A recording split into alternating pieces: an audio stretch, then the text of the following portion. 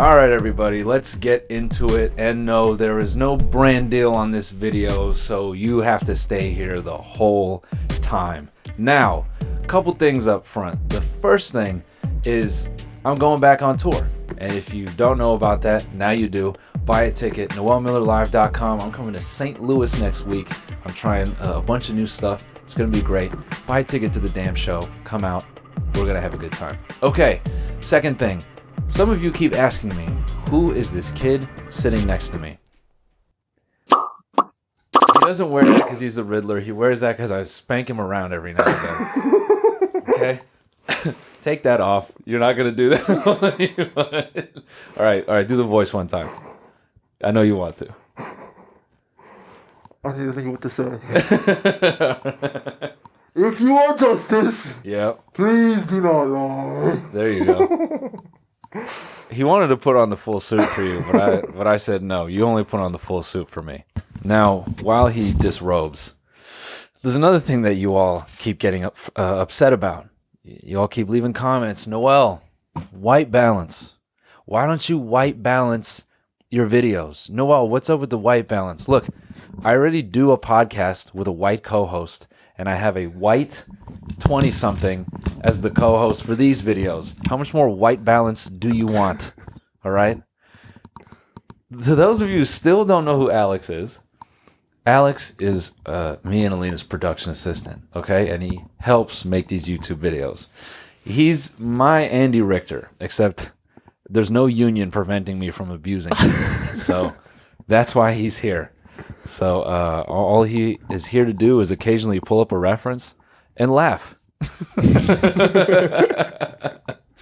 Another reason this white college graduate is in my videos is it's better for the algorithm. It's more relatable to some of you, all right? To see yourself in this young man right here.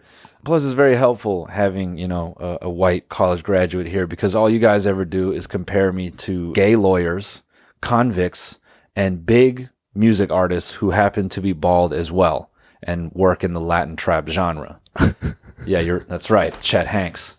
Okay, with all that out of the way, what are we talking about today? Well, I'm going to get into the most talked about thing in the past month, and that is comedians getting hit. Specifically, last night, Dave Chappelle was attacked on stage. And, for important to note, if you haven't seen it already, the dude who attacked him got his shit literally rearranged. He came out of that looking like a surrealist painting. His arm was fully backwards, and that is no exaggeration. They put it backwards. But I'm not really here to talk about this man who had the unique privilege of getting his shit kicked in by, I think, Busta Rhymes. Is that true? Fuck if I know. Why would I know that? I mean, you read the news. Oh yeah, you're a dork. I know. I know Chris Rock was there. Yeah, you know what? Bleep that out. I don't want to say anything that didn't happen. But apparently, this dude may have gotten the unique privilege of getting stomped out by Busta Rhymes and Jamie Foxx. Wow.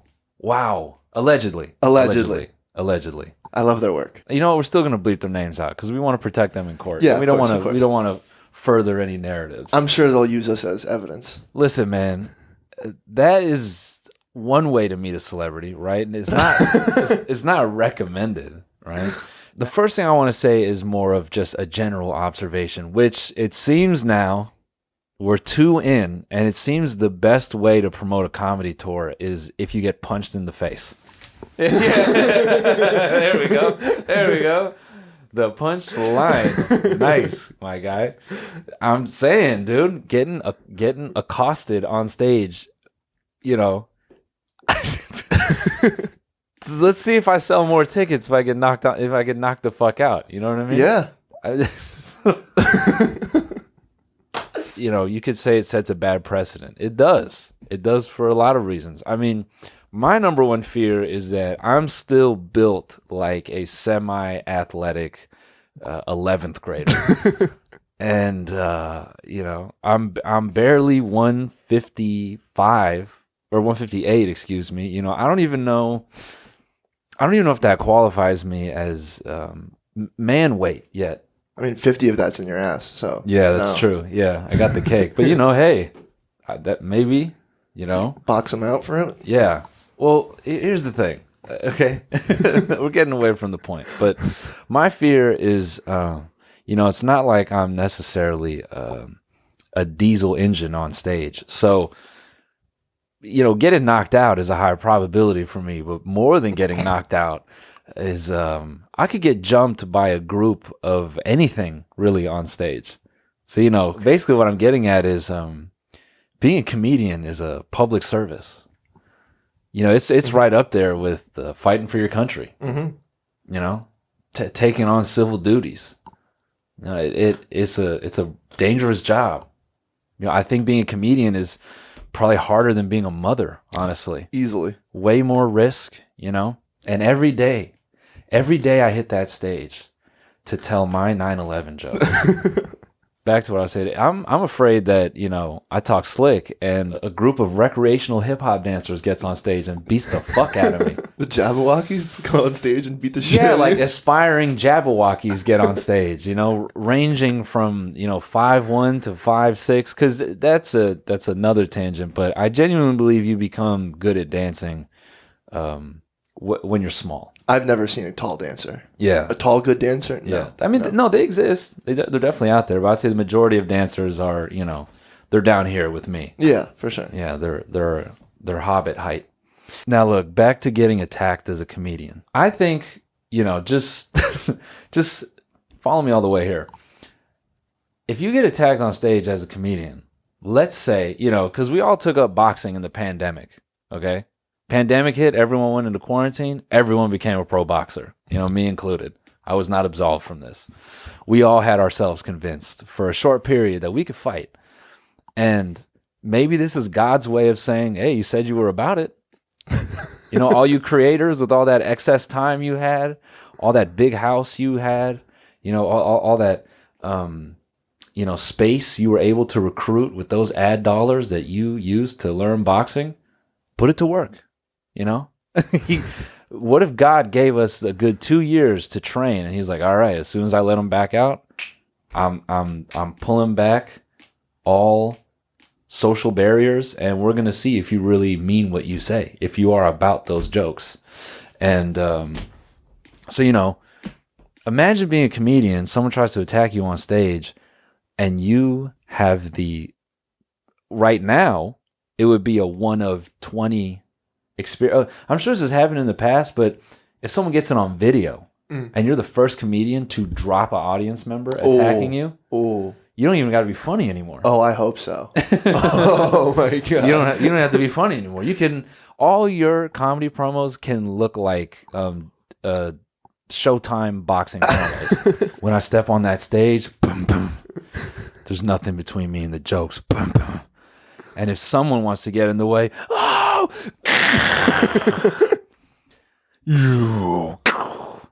I'm showing what I got. I think the worst outcome out of all of this is that this gives Jake Paul every reason to do stand-up. If comedy, if boxing, doesn't work out, or if it starts to be, more than it's worth, this dude can pivot to comedy and he can sell tickets just based on people sticking around to see if someone will try him, because everyone thinks they got a shot against that dude. You look at any of the replies on any post he ever makes about fighting, and people think, no, I'd wash you, man. And he could go to stand up, sell out arenas. He could just stand there in the middle, talk about nothing, and just everyone would sit and wait, see who could take Jake on. Ever since the Will Smith thing, people will ask me, like friends, family, they'll go, hey man, how does this make you feel? You're out there doing shows. What do you think this is going to do to you? I'm like, dude, when I go out on stage, I am sometimes the same height as people sitting down. Hitting me is a I don't know if there's such a thing as like a height crime, like hate crime, whatever. Like it's pathetic if you were to, drop me on stage. You gain nothing. It's kicking a puppy. It's like kicking a pug, really. Yeah. The runt of the litter. That's you. Okay. All right. So it doesn't. Every time I step out on that stage, I risk my whole public image, my dignity, you know? For so long, I've conned everyone by filming here up. People come to the shows and they go, man, shit, you are small. You know what I mean? Like, that is feedback I get. So I already risk a lot more. Getting punched in the face would be the last of my concerns. Okay? Because I already know they're kicking me while I'm down in their minds. You know, they're already hurting me with words up top. I know the first 3 minutes of my set, people are zoned out. They're not even hearing what I'm saying. They're like, this motherfucker, I could fold him up. I could put him in a shoebox. That's what they think. More importantly than that, I think there's this confusion people have about attacking a comedian. Because a lot of people have now seen a comedian getting attacked in probably one of the most ideal scenarios. The Will Smith situation was ideal because that was just a clean, he had to step up a runway. You know, that was the most optimal setup to attack a performer. Dave's thing, I'm really perplexed by because that's a massive stage and they have a lot of security. So I don't know how that dude got through. But some comedy clubs, there's just a built-in, you know, safety barrier in that the amount of people they cram in there. If someone can get over the 2 or 3 rows of people to try to assault the comedian, I mean, you had a long time to call it out, is what I'm going to say. Mm-hmm. Other venues, not so much. Other venues, it's a scary thing. You could definitely get dropped. And you know, it is scary. But if you get hit, I mean, maybe that means you're just that funny. No. I think people need to understand that in a comedy club, the likelihood of getting attacked is, I think, is pretty low.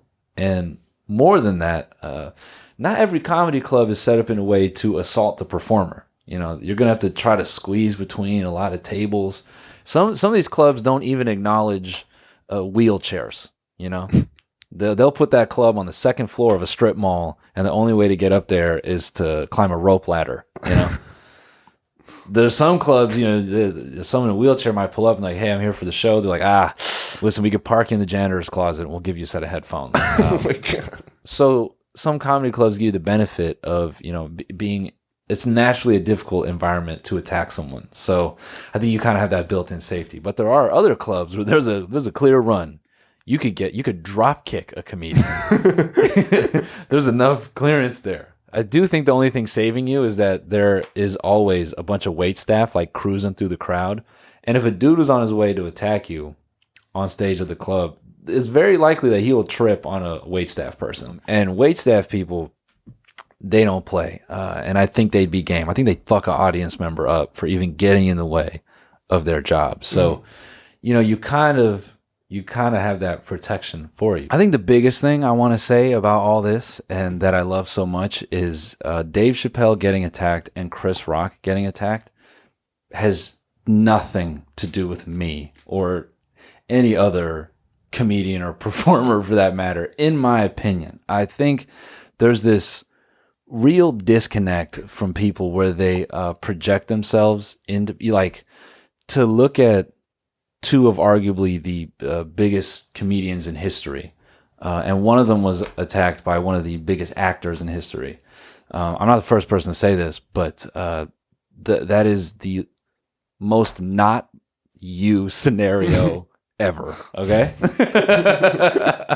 and secondly, attacking like a mediocre comic on stage, you get, I mean, I don't even think that breaks a headline. You know?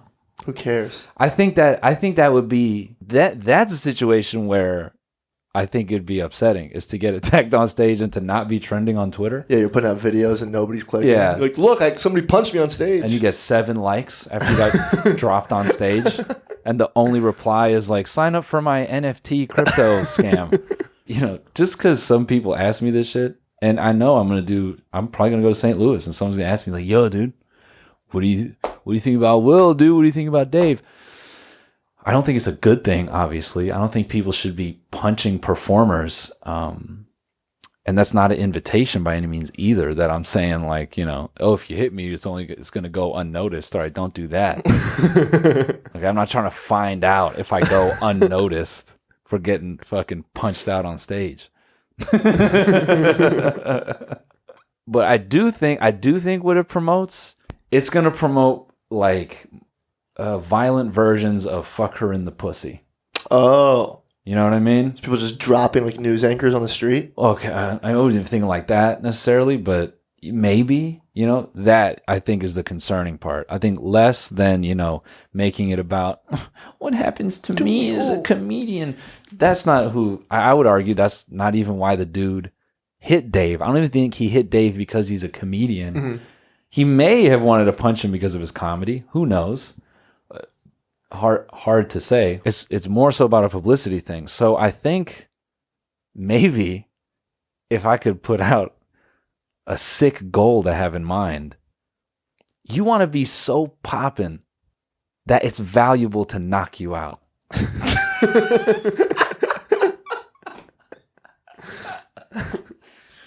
That's what Jake Paul did. Yeah. Yeah. That's why that guy's worth so much money. Yeah. It's so valuable to knock him out. Everybody wants him down.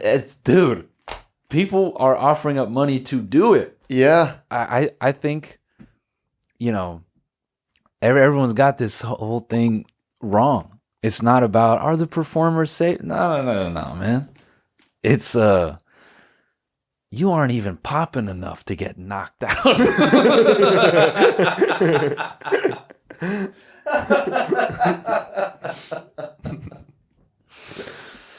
See, I mean, I gotta, you know, just because people are gonna try to misconstrue my sarcasm, no, don't fucking attack performers. This is a bad thing. Like, yeah, like, you know, I'm not gonna go into whether or not you like Dave Chappelle or any of that. It's because it's irrelevant. But it is wild now that with the span of a month, 2 performers have been attacked in a very public way. I think that is very weird. And I do think comics doing, you know, these giant venues and whatever, that is, I think that's a legit concern for them, because there's now stand-up comedy has become the target for prank videos. Mark my words, man. Watch some prank channel. That'll be the next prank. Attempting to knock out comedian on something like that. That's going to be the next way. And so I think out of all this, that's the worst thing we have to see in our future. But yeah, that's it. Those are my thoughts. Thanks for tuning in. We'll see you on the next video. Go buy a ticket to my shows, noelmillerlive.com. I'll be in St. Louis. St. Louis, I will be inside you. Get a ticket.